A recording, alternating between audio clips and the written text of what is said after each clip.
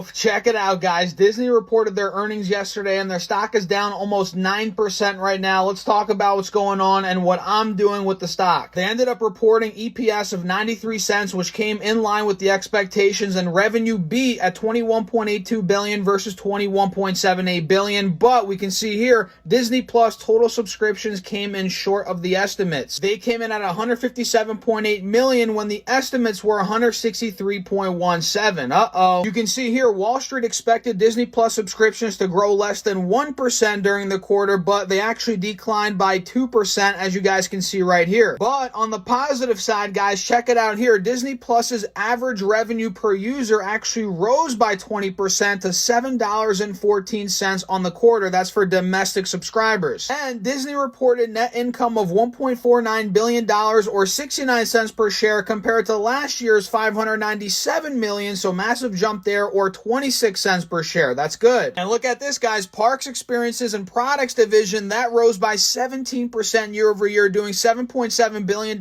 in revenue. So to me, guys, this is a complete overreaction. I'm looking to buy more of Disney. What do you guys think? Don't forget to get up to 15 free stocks from Moomoo in my bio.